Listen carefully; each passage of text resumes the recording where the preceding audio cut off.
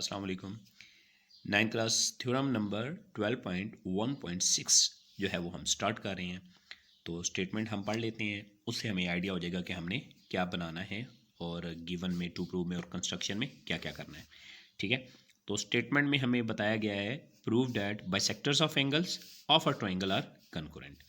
ठीक है, इसका मतलब क्या है, साबित करें कि एक ट्राइंगल के एंगल के बाइसेक्टर्स हम नुक्ता होते हैं, यानी एक पॉइंट से पास होते हैं। ठीक है, तो आपको मैंने अंडरलाइन किया हुआ है, आपने इन चीज़ों को अपने दिमाग में रखना है। ट्राइंगल का आपको पता होना चाहिए, बाइसेक्टर्स ऑफ एंगल्स का पता होना चाहिए और कंकरेंट का पता होना चाहिए। ठीक है, कंकरेंट का मतलब होता है passing through a common point. ठीक है, या एक पॉइंट पे मिलना या एक पॉइंट से गुजरना। ठीक है, तो उर्दू में हम नुक्ता इसको कहा जाता है। तो आपने करना क्या है, स्टेटमेंट के अकॉर्डिंग जो है वो देखना कि आपको क्या उसने दिया हुआ है। तो उसने दिया हुआ है कि एक ट्राइंगल है, तो आपने यहाँ पे एक ट्राइंगल ड्रॉ कर लेनी है किसी भी तरह की। ये हमने एक ट्राइंगल ड्रॉ कर ली, नेम इनके रख लेते हैं वर्टिसेस के, ए बी सी।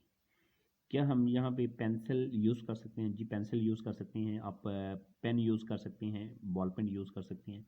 ठीक है, लेकिन आपने ये जो ट्रायंगल बनानी है, ठीक है, या जो भी फिगर बनानी है थ्योरम की, वो आपने फ्री हैंड नहीं बनानी है। ठीक है, उसके लिए आपने बाकायदा जो है ज्योमेट्रिकल इंस्ट्रूमेंट्स को यूज़ करना है। ठीक है, तो ये हमने एक ट्रायंगल ड्रॉ की है। अब हमने करना क्या है, हमने गिवन लिख लेना है। गिवन में क्या लिखेंगे कि हमारे पास क्या मौजूद है, एक ट्राइंगल जिसका नेम क्या है, ए बी सी। तो हमने लिखा ट्राइंगल ए बी सी हमारे पास गिवन में मौजूद है। अब हमने स्टेटमेंट में देखना कि उसने कहा क्या था। उसने हमें कहा था कि bisectors of angles of a triangle are concurrent, ये हमने प्रूव कर। ठीक है, तो हम यहाँ पे जो है वो मेंशन करेंगे बाइसेक्टर्स ऑफ।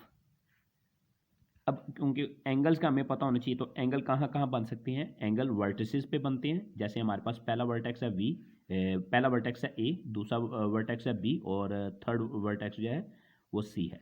तो ए बी और सी, इन पे तीन एंगल्स बनेंगे। तो हम क्या लिखेंगे, एंगल ए का बाइसेक्टर, एंगल बी का बाइसेक्टर एंड एंगल सी का बाइसेक्टर, वो क्या होंगे, कंकरेंट होंगे।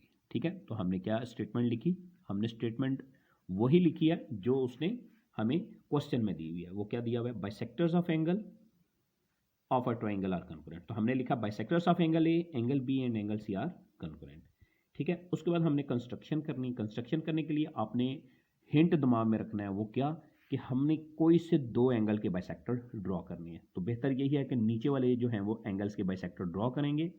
ठीक है, और जिस पॉइंट पे वो दोनों मिलेंगे वहां से हम तीनों आर्म्स के ऊपर परपेंडिकुलर ड्रॉ कर लेंगे। ठीक है, तो पहले हम जो है वो एंगल बी का बाइसेक्टर ड्रॉ करते हैं। तो यहाँ पे हम क्या कर लेते हैं, एक आर्क लगा लेते हैं और उसको हाफ कर लेंगे। ठीक है, इसी तरह एंगल ए का बाइसेक्टर निकालेंगे, एक आर्क लगाएंगे और उसका फिर हाफ करेंगे। तो ये एंगल का बाइसेक्टर जो है वो ड्रॉ हो जाएगा। ठीक है, ये हमने एंगल बी का बाइसेक्टर ड्रॉ किया है।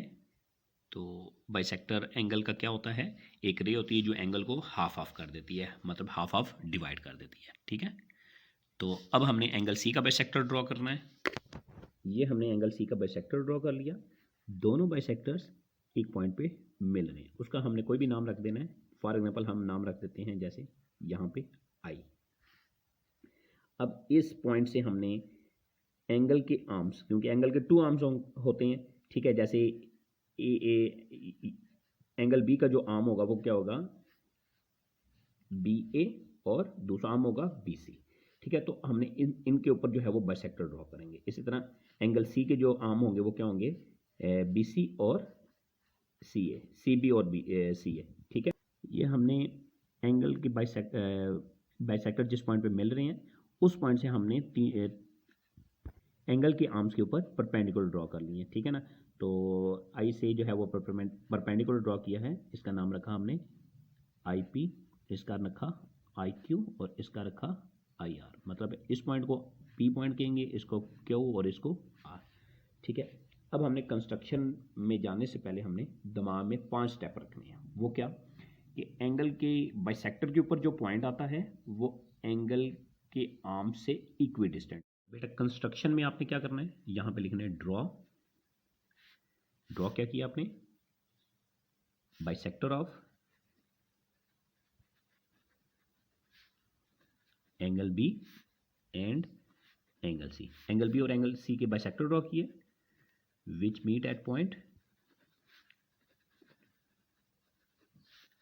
आई, यानी एंगल बी और एंगल सी के जब आपने बाइसेक्टर ड्रॉ किए तो वो आई पॉइंट पे मिले। यहां से आपने क्या करना है, दोबारा ड्रॉ करना है, draw I P perpendicular, I P किसके ऊपर परपेंडिकुलर है, ए बी के ऊपर। परपेंडिकुलर का साइन क्या होता है, उल्टा टी, ठीक है। उसके बाद I Q perpendicular, I Q जो है वो बी सी के ऊपर परपेंडिकुलर ड्रॉ किया आपने, and I R perpendicular, I R किसके ऊपर ड्रॉ किया आपने, ए सी या सी ए के ऊपर, ठीक है। होता है जैसे अगर हम किसी भी आर्म का डिस्टेंस निकालेंगे आई से, तो फॉर एग्जांपल हमने ए बी का डिस्टेंस निकालना है तो वो क्या होगा आई पी। इसी तरह अगर हमने बी सी का डिस्टेंस निकालना है आई पॉइंट से तो वो होगा आई क्यू। इसी तरह अगर हमने सी ए का डिस्टेंस निकालना है आई पॉइंट से तो वो होगा आई आर, ठीक है। तो हम यहाँ पे लिखेंगे नंबर 1 पॉइंट। टोटल हमारे पास जो है वो 5 पॉइंट होंगे। जैसे ही हमारे 5 पॉइंट पूरे होंगे तो हमारा थ्योरम प्रूव हो जाएगा, ठीक है। तो आपने ये हिंट दिमाग में रखना है, ठीक है। आई पी कन्गोरेंट है आई क्यू, मीन्स एंगल के बाइसेक्टर के ऊपर जो है वो पॉइंट आ रहा है, एंगल बी के बाइसेक्टर के ऊपर आई आ रहा है, तो इसका दोनों आर्म से जो डिस्टेंस है वो इक्वल है। तो यहाँ पे आपने क्या करना है, वही स्टेटमेंट लिखनी है जो आपने 12.1.4 पे जो है वो लिखी थी, ठीक है ना। उसकी स्टेटमेंट को आपने दिमाग में रखना है। वो क्या है, any point on the bisector of an angle is equidistant from its arms. कि एंगल के बाइसेक्टर के ऊपर जो पॉइंट होता है, कोई भी पॉइंट होता है, वो एंगल के आर्म से इक्विडिस्टेंट होता है। इसको आपने कहना है पॉइंट नंबर 1, यानी पहला स्टेप, ठीक है जी, इक्वेशन 1। उसके बाद आपने कहा आई क्यू जो है वो आई आर के इक्वल है। ये आपने इन लाइंस में नहीं लिखना क्योंकि ये स्टेटमेंट जो है वो ये पहले ये इनकी जो है वो रीज़न है, तो यहाँ पे नहीं लिखना। तो यहाँ पे 3 लाइंस छोड़ के जो है वो यहाँ पे स्टार्ट करेंगे। आई क्यू कन्गोरेंट है आई आर, ठीक है। तो ये हमारी आ जाएगी स्टेटमेंट नंबर 2। तो इसकी रीज़न हम क्या लिखेंगे, जो हमारी रीज़न 1 में थी वो क्या थी, any point on the bisector of an angle is equidistant from its arm, ठीक है। तो हमने लिखना है एज इन 1, ठीक है।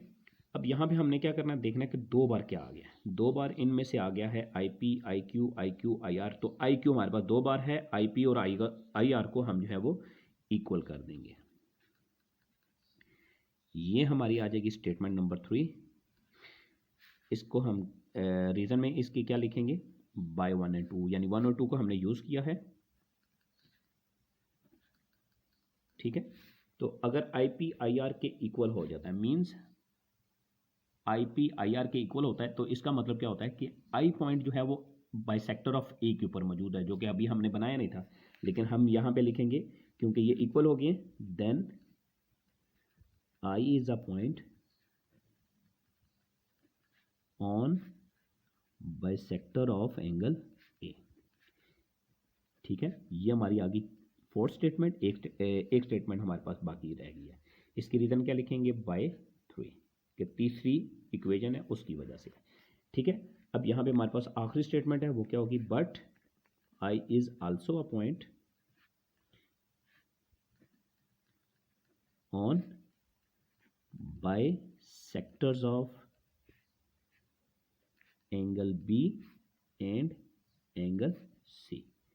ये हम जो है वो पहले बना चुके थे, कहाँ पे, कंस्ट्रक्शन में, ठीक है जी। तो कंस्ट्रक्शन में हमने क्या किया था, एंगल बी और एंगल सी के बाइसेक्टर्स ड्रॉ किए थे, ठीक है। तो यहाँ पे हमने क्या करना है, यहाँ पे लिखना है कि ये हमने कहाँ पे किया था, कंस्ट्रक्शन में, ठीक है। तो उसके बाद क्योंकि हमारी ये 5वीं स्टेटमेंट आ गई, तो मैंने आपको बताया था कि हमारे पास टोटल जो है वो 5 स्टेटमेंट्स होंगी। तो इसके बाद हम लिखेंगे hence I is a point where bisectors of angle A, angle B and angle C are congruent, ठीक है। यहाँ पे हमारा थ्योरम प्रूव हो जाएगा और इसकी रीज़न क्या लिखेंगे, बाय 4 and 5। ठीक है। अगर आपका किसी भी किस्म का मैथ से रिलेटेड कोई क्वेश्चन है, ठीक है, कोई थ्योरम का इशू है, तो आप हमें जो है वो हमारे व्हाट्सएप नंबर पर रब्ता करें, ठीक है, या हमें मैसेज करें, तो हम आपके लिए वीडियो रेडी करेंगे और आपका कोई भी इशू होगा उसको हम दूर करेंगे। ठीक है, अल्लाह हाफिज़।